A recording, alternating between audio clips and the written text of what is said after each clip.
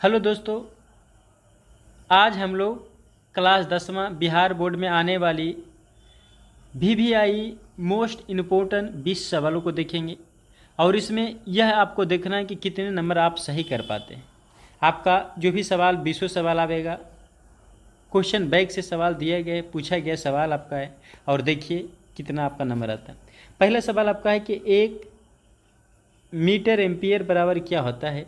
Option पहला में है 10 पर power minus 3 ampere. Option B में है 10 पर power minus 2 ampere. Option C में 10 पर power minus 1 ampere. Option D में है 10 पर पावर माइनस 6 एम्पियर। तो करेक्ट आंसर आपका है 10 पर power minus 3 ampere, option A. दूसरा सवाल की ओर बढ़ते हैं और दूसरा सवाल आपका है डीजल का उपयोग होता है ऑप्शन बी में भारी वाहनों में, ऑप्शन सी रेल इंजनों में, ऑप्शन डी विद्युत उत्पादन में, ऑप्शन डी इनमें से सभी। आप अपना दिमाग लगाइए कि डीजल का प्रयोग होता है कुछ में, क्या भारी वाहन में होता है, रेल इंजन में होता है, विद्युत उत्पादन में होता है? जी हाँ, सभी में होता है, डी में। करेक्ट आंसर डी होगा। चलिए नेक्स्ट अगला सवाल की ओर बढ़ते हैं और अगला सवाल आपको देखते हैं। तीसरा सवाल में आपका है कि सौर सेल सौर ऊर्जा को रूपांतरित करता है। सौर सेल है जो सौर ऊर्जा को रूपांतरित करता है। ऑप्शन ए प्रकाश ऊर्जा में, बी गति ऊर्जा में, सी ताप ऊर्जा में, डी विद्युत ऊर्जा में। तो करेक्ट आंसर आपका है ए प्रकाश ऊर्जा में। करेक्ट आंसर ए प्रकाश ऊर्जा में। नेक्स्ट अगला सवाल आपका है चौथा, सोने की परमाणु संख्या क्या है। सोना की परमाणु संख्या क्या है? तो सोना की परमाणु संख्या ऑप्शन ए में 19, बी में 89, सी में 79 और डी में 39। चलिए बताइए क्या है। तो करेक्ट आंसर आपका सी है 79, 79। याद रखिएगा सोना के संकेत होता है AU। याद रखिएगा सोना का संकेत क्या होता है? AU होता है, 79 AU। नेक्स्ट अगला सवाल आपका है निम्नलिखित में से कौन जो है ऑक्सीकरण की क्रिया नहीं होना चाहिए। ऑप्शन ए में दहन, बी में शोषण, सी में भोजन का पाचन, डी में अपक्षेपण। चलिए आप जानते हैं तो कमेंट कीजिए। तो करेक्ट आंसर आपका है शोषण, बी करेक्ट आंसर। याद रखिएगा बी करेक्ट आंसर। नेक्स्ट अगला सवाल की ओर बढ़ते हैं और अगला सवाल आपका है छठा, ऑक्सीजन की संयुक्ता होती है। ऑक्सीजन की संयुक्ता क्या होती है? Option A 1, B 0, C 2, D 3। तो करेक्ट आंसर आपका सी है 2। अगला सवाल है अम्ल वर्षा का जल का pH मान क्या होता है? अम्ल वर्षा का जल का pH मान क्या होता है? ऑप्शन ए 5.6, ऑप्शन बी 5.6 से कम, ऑप्शन सी 5.6 से अधिक, ऑप्शन डी 7.0। अगर आंसर जानते हैं तो कमेंट कीजिए। ऑप्शन बी करेक्ट है, 5.6 से कम। अम्ल वर्षा जो होता है 5.6 से कम होता है। याद रखिएगा 7 जो है उदासीन जल के pH मान है। नेक्स्ट अगला सवाल है चींटी के डंक में कौन सा अम्ल पाया जाता है? चींटी के डंक में कौन सा अम्ल पाया जाता है? ऑप्शन ए एथनॉलिक अम्ल, बी सिट्रिक अम्ल, सी मेथनॉलिक अम्ल, डी ऑक्जेलिक अम्ल। चलिए तो देख लीजिए, चींटी के डंक में जो पाया जाता है ना मेथनॉलिक अम्ल। क्या बोलेंगे? मेथनॉलिक अम्ल। नेक्स्ट अगला आपका है नंबर, ये भी याद रखिए ऑक्जेलिक अम्ल किसमें पाया जाता है? आंवला में टाइटेरिक अम्ल पाया जाता है, नींबू या संतरा में सिट्रिक अम्ल पाया जाता है। याद रखिएगा नींबू या संतरा में सिट्रिक अम्ल पाया जाता है और टमाटर में ऑक्जेलिक अम्ल पाया जाता है। सेव में मौलिक अम्ल पाया जाता है। अम्ल से सवाल है वो पक्का आपसे पूछेगा। नेक्स्ट अगला सवाल आपका है निम्नलिखित में से कौन सा संवहन उत्तक होना चाहिए? पहला एपिडर्मिस, बी में फ्लोएम, सी में जाइलम, डी में बी एवं सी दोनों। तो करेक्ट आपका है डी बी एवं सी दोनों, यानी कि जाइलम और फ्लोएम जो है दोनों संवाहक उत्तक। नेक्स्ट अगले सवाल की ओर बढ़ते हैं और अगला सवाल आपका है 10वां सवाल है प्रोटोजोआ उत्सर्जित पदार्थ का निष्कासन करता है। प्रोटोजोआ जो है उत्सर्जित पदार्थ का निष्कासन कैसे करता है? ऑप्शन ए परासरण, ऑप्शन बी विसरण, ऑप्शन डी अवशोषण, ऑप्शन डी निष्कासन।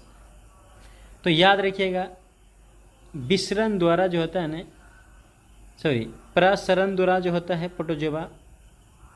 करेक्ट आंसर ए है, प्रसरण द्वारा। नेक्स्ट अगला सवाल आपका है 11वां सवाल। मनुष्य के शरीर की सबसे बड़ी ग्रंथि क्या है? मनुष्य के शरीर की सबसे बड़ी ग्रंथि क्या है? ऑप्शन ए अग्नाशय, बी अंडाशय, सी एड्रीनल और डी यकृत। अगर आप आंसर जानते हैं तो कमेंट जरूर कीजिएगा। डी करेक्ट है आपका है यकृत। नेक्स्ट अगला सवाल 12वां सवाल है। शरीर का संतुलन बनाए रखता है, शरीर का संतुलन बनाए रखता है। ऑप्शन ए सेरिबेलम, बी किरनियम, सी मस्तिष्कस्टेम और डी सेरिब्रम। तो करेक्ट आंसर आपका ए है सेरिबेलम। अगला सवाल नेक्स्ट है 13। किशोरावस्था में होने वाली शारीरिक परिवर्तन के कारण क्या होता है? किशोरावस्था में होने वाली शारीरिक परिवर्तन के कारण क्या है? ऑप्शन ए है टेस्टोस्टेरोन हार्मोन, बी में है एस्ट्रोजन हार्मोन, सी में है थायरॉक्सिन हार्मोन और डी में है ए और बी दोनों। तो याद रखिएगा किशोर अवस्था में होने वाली परिवर्तन जो होता है ए और बी दोनों होता है। तो डी करेक्ट आंसर आपका, डी करेक्ट। नेक्स्ट अगला सवाल की ओर बढ़ते हैं और अगला सवाल आपका है 14वां सवाल की ओर बढ़ते हैं हम लोग।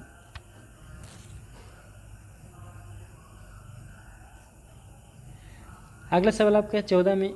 मानव हृदय में कितने कोष्ठक होते हैं? कोष्ठक शब्द के बाद आवेगा बेसम। याद रखिएगा बेसम कितने होते हैं? मानव हृदय में कितने बेसम होते हैं? बेसम। तो याद रखिए option A 3, B 4, C 8, D 2।